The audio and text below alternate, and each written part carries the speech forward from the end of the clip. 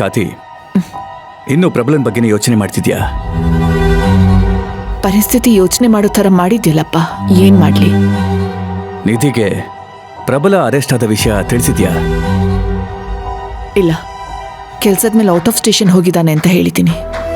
Kaveri accident ವಿಚಾರದಲ್ಲಿ ಪ್ರಬಲ ಮಾಡಿಸಿದಾನೆ ಅಂತಾಗ್ಲಿ ಮಾಡಿಸಿಲ್ಲ ಅಂತಾಗ್ಲಿ, ಏನೇ ಆದ್ರೂ ನಿನ್ನ ಪಾಲಿಗೆ ಈ ಅಪ್ಪ ಇದ್ದಾನೆ. ನನಗೆ ನನ್ನ ಮಕ್ಕಳ ಮೇಲೆ ಸಂಪೂರ್ಣ ನಂಬಿಕೆ ಇದೆ. ಇಂಥ ಕೆಲಸಕ್ಕೆ ಅವ್ರು ಯಾವತ್ತೂ ಸಹಾಯ ಮಾಡಲ್ಲ ಅಂತ. ಒಂದ್ ವೇಳೆ ಮುಂಚೆನೇ ನಿನ್ಗೇನಾದ್ರೂ ಗೊತ್ತಾಗಿದ್ದಿದ್ರೆ ಖಂಡಿತ ನೀನೇ ಅವನ್ನ ತಡಿತಾ ಇದ್ದೆ. ಪೊಲೀಸ್ನವರು ಪ್ರಬಲನ್ನ ಅರೆಸ್ಟ್ ಮಾಡಿದ್ಮೇಲೂ ನೀನ್ ಏನೂ ವಿರೋಧ ಮಾಡದೆ ಬಂದಿಯಲ್ಲ, ಈ ನಿನ್ ನಿರ್ಧಾರ ನನ್ಗೆ ಹಿಡಿಸ್ತು.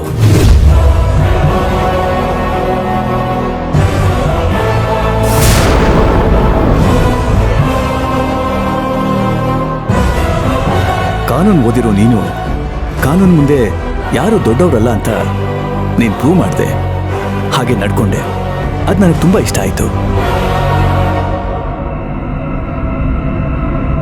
ಒಂದ್ ವೇಳೆ ಪ್ರಬಲ ನಿರಪರಾಧಿ ಅಂತ ಪ್ರೂವ್ ಆದ್ರೆ ಅವನ ಗೌರವ ಬೆಲೆ ಇನ್ನೂ ಹೆಚ್ಚಾಗತ್ತೆ. ಅದೇಗಪ್ಪ?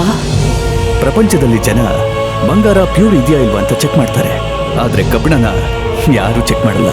ಇದು ಹಾಗೇನೆ. ಸರಿಯಪ್ಪ. ಅಪ್ಪ, ಕಾವೇರಿಗೊಂದು ಮಾತು ಹೇಳಿ ಈ ಕೇಸ್ನ ವಾಪಸ್ ತಗೊಳ್ಳೋದಕ್ಕೆ ಹೇಳ್ಬೋದಿತ್ತಲ್ವಾ?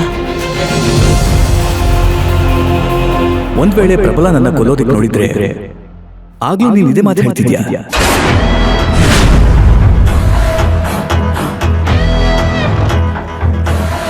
ಜೀವ ಯಾರದೇ ಆದ್ರೂ ಜೀವನೇ ಕಾತಿ.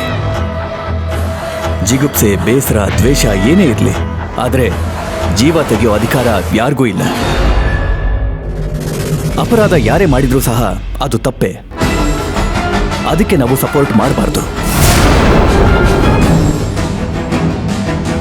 ನೋಡು ಕಾತಿ, ನ್ಯಾಯ, ನೀತಿ, ಧರ್ಮದ ತಕಡಿನಲ್ಲಿ ತೀರ್ಪು ಏನೇ ಆಗಿರ್ಲಿ, ಆದ್ರೆ ನಿನ್ನ ಈ ತಂದೆ ನಿನ್ ಜೊತೆನೇ ಇರ್ತಾನೆ.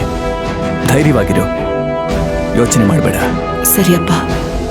ಸರಿ, ಬಾ ಊಟ ಮಾಡು. ನೀವು ಹೋಗಿ, ನಾನು ನಿಧಿನ್ ಕರ್ಕೊಂಡು ಬರ್ತೀನಿ.